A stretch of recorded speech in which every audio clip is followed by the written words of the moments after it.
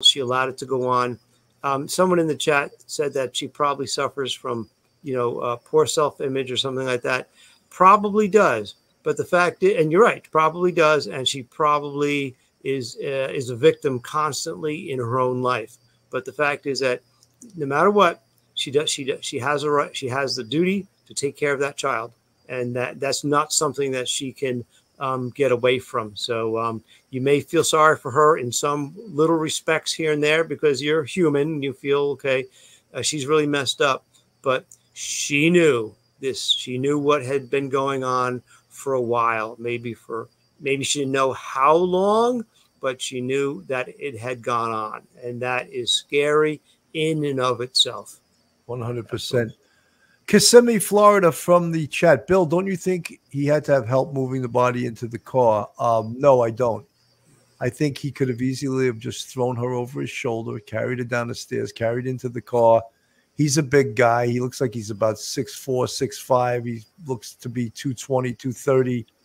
He'd have no problem just throwing her over his shoulder. I don't think he needed help.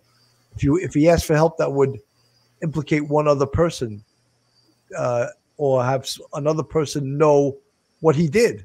So, no, I think that he carried her into the car by himself. This case is I don't agree with Grizzly. I think the murder took place up in the room. There are other ways that her underwear and her crock could have got into the bedroom. But I think that the fact that the noise was heard from that room, guest room number 4, hellhole number 4, at 2:30 in the morning. I think that is the location where the murder took place. And yeah. Go ahead, Mike.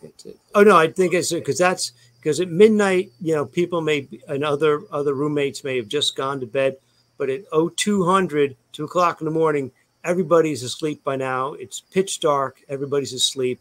And that would be the time that that would be the best time to get away with a homicide when, by 2 o'clock in the morning, everybody's asleep deep into the night. But that seems to be a singular event that roommate remembers.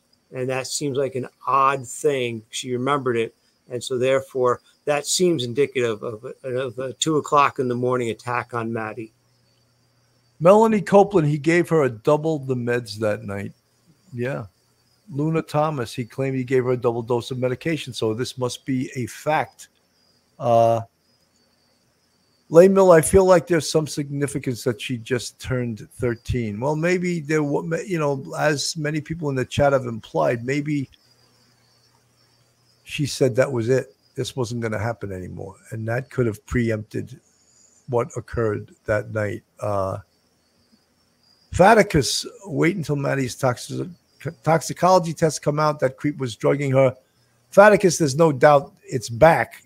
They just have not released it. I don't know if any of the content creators on YouTube have filed Freedom of Information Act to get the toxicology report, but so far we haven't seen that released on YouTube.